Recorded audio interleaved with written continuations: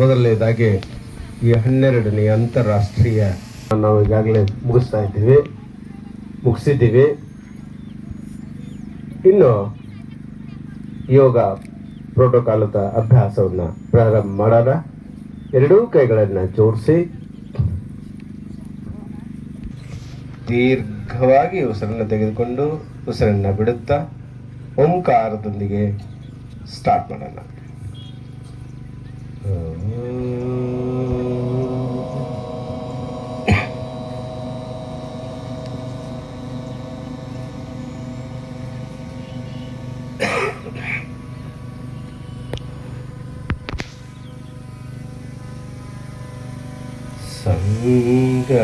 ಸಂಗಚತ್ವಂ ಸಮ್ಮದತ್ವಂ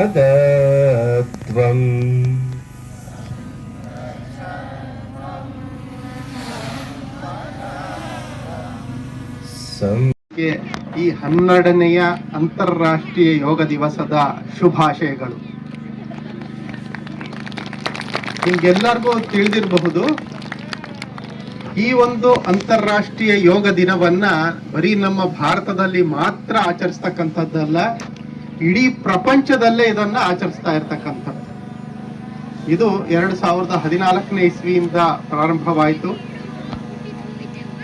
ನಮ್ಮ ಪ್ರಧಾನಿಗಳಾದಂತಹ ಸನ್ಮಾನ್ಯ ನರೇಂದ್ರ ಮೋದಿ ಅವರು ಯುನೈಟೆಡ್ ನೇಷನ್ಸ್ ಜನರಲ್ ಅಸೆಂಬ್ಲಿ ಅಂತ ಒಂದು ಅಸೆಂಬ್ಲಿ ನಡೆಯುತ್ತೆ, ಜಿನೆವಾದಲ್ಲಿ ನಡೆಯುತ್ತೆ. ಅದರಲ್ಲಿ ಹೋಗಿ ಪ್ರಥಮ ಬಾರಿಗೆ ನಮ್ಮ ದೇಶದ ಕೊಡುಗೆಯಾಗಿ ನಮ್ಮ ಸಂಸ್ಕೃತಿಯಾದಂತಹ ಈ ಒಂದು ಯೋಗವನ್ನ ಒಂದು ದಿನ ನಾವೆಲ್ಲರೂ ಆಚರಿಸಬೇಕು ಅಂತ ಕೇಳ್ಕೊಂಡಾಗ ಸುಮಾರು 177 ದೇಶಗಳು ಒಮ್ಮತದಿಂದ, ಯಾವ ವಿರೋಧವೂ ಇಲ್ಲದೆ ಒಮ್ಮತದಿಂದ ಸಹಕರಿಸಿ ಇದನ್ನ ಒಂದು ದಿವಸ ಆಚರಿಸಬೇಕು ಅಂತ ಹೇಳ್ಬಿಟ್ಟು ಎಲ್ಲರೂ ಕೂಡ ಡಿಸೈಡ್ ಮಾಡಿದ್ರು. ಯಾಕೆ ಡಿಸೈಡ್ ಮಾಡಿದ್ರು ಅಂತಂದ್ರೆ, ಯೋಗ ಒಂದು ಉತ್ತಮ ಅಭ್ಯಾಸ, ಎಲ್ಲ ಜನಗಳನ್ನ ಒಂದುಗೂಡಿಸ್ಲಿಕ್ಕೆ. ಯೋಗ ಅಂತಂದ್ರೇನೆ ನಾವು ಹೇಳ್ತೀವಿ ಯುಜ್ಯತೆ ಅನೇನ ಇತಿ ಯೋಗ ಅಂತ ಹೇಳ್ಬಿಟ್ಟು ಅಂತ. ಯುಜ್ ಅಂತಂದ್ರೆ ಸೇರಿಸ್ತಕ್ಕಂಥದ್ದು ಅಂತ.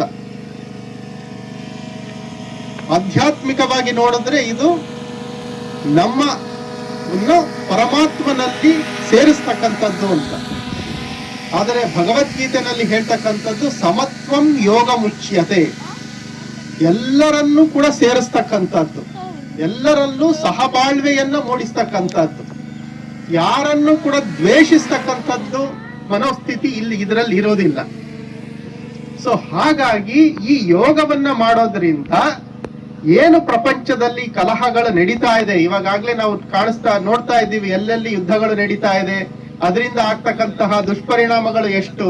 ಈಗ ನಮ್ಗೇನೆ ನೋಡಿದ್ರೆ ಗ್ಯಾಸ್ ಸಿಗ್ತಾ ಇಲ್ಲ, ಪೆಟ್ರೋಲ್ ಸಿಗ್ತಿಲ್ಲ, ಡೀಸೆಲ್ ಸಿಗ್ತಿಲ್ಲ. ಈ ತರ ಯಾಕೆ ಈ ಯುದ್ಧಗಳಾಗ್ತಾ ಇದೆ ಅಂತಂದ್ರೆ ನಮ್ಮಲ್ಲಿ ಇರ್ತಕ್ಕಂತಹ ಈ ವೈಷಮ್ಯದಿಂದ, ದ್ವೇಷದಿಂದ, ನಾನು ಮೇಲು ನೀನು ಮೇಲು, ನಾನು ನಿನ್ನನ್ನ ಮುಗಿಸ್ತೀನಿ ನೀನು ನನ್ನನ್ನ ಮುಗಿಸ್ತೀಯ, ಈ ತರಹದ ದ್ವೇಷ ಅಸೂಯೆಯಿಂದ. ಆದ್ರೆ ಯೋಗ ಏನ್ ಹೇಳುತ್ತೆ ಅಂತಂದ್ರೆ, ನಾವು ಯಾರೂ ಸಹ ಇಲ್ಲಿ ಪರ್ಮನೆಂಟ್ ಅವರು ಅಲ್ಲ. ಒಂದಲ್ಲ ಒಂದು ದಿವಸ ನಮಗೆ ಹುಟ್ಟು ಬಂದಿದೆ, ಸಾವು ಬಂದೇ ಬರುತ್ತೆ. ಸಾವು ಬಂದ ಮೇಲೆ ನಾವೆಲ್ಲರೂ ಹೊರಗಡೆ ಹೋಗ್ತೀವಿ.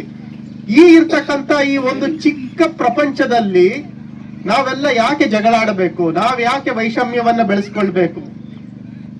ಯಾಕೆ ನಾವು ಸೌಮ್ಯತೆಯಿಂದ ನಾವೆಲ್ಲರೂ ಕೂಡ ಒಂದುಗೂಡಿ ಯಾಕೆ ಒಂದು ಪ್ರಪಂಚದಲ್ಲಿ ಜೀವನವನ್ನ ಮಾಡಬಾರದು? ಒಂದೇ ಕುಟುಂಬ. ಅದಕ್ಕಾಗಿ ಭಗವದ್ಗೀತೆನಲ್ಲಿ ಹೇಳಿರ್ತಕ್ಕಂಥದ್ದು ವಸುಧೈವ ಕುಟುಂಬಕಂ, ಅಂದ್ರೆ ಇಡೀ ಪ್ರಪಂಚವೇ ಒಂದು ಕುಟುಂಬ. ನಾವೆಲ್ಲರೂ ಕೂಡ ಅಲ್ಲಿರ್ತಕ್ಕಂತಹ ಕುಟುಂಬದ ಮಕ್ಕಳು. ನಮ್ಮ ಕೆಲಸಕ್ಕಾಗಿ ಹುಟ್ಟಿ ಬಂದಿದ್ದೇವೆ. ನಮ್ಮ ಕೆಲಸ ಮುಗಿದ ನಂತರ ನಮ್ಮ ಸಾವು ಹಾಗೆ ಆಗತ್ತೆ, ನಾವು ಹೋಗ್ತೀವಿ. ಯಾವ್ದನ್ನಾದ್ರೂ ನಾವು ತಗೊಂಡು ಹೋಗ್ತೀವ, ಇಟ್ಕೊಳ್ತೀವ? ಏನು ಇಲ್ಲ. ಇಷ್ಟು ಒಂದು ಕ್ಷಣಿಕ ಜೀವನ ಇರಬೇಕಾದ್ರೆ ನಾವು ಯಾಕೆ ಬೇರೆ ಎಲ್ಲರ ಜೊತೆ ಜಗಳ ಆಡ್ಕೊಂಡಿರ್ಬೇಕು? ನಮ್ಮಲ್ಲಿ ಹೊಂದಾಣಿಕೆ ಸಹಬಾಳ್ವೆಯಿಂದ ಯಾಕೆ ಬಾಳಬಾರದು? ಇದನ್ನ ತಿಳಿಸ್ಕೊಡ್ತಕ್ಕಂಥದ್ದೇ ಯೋಗ.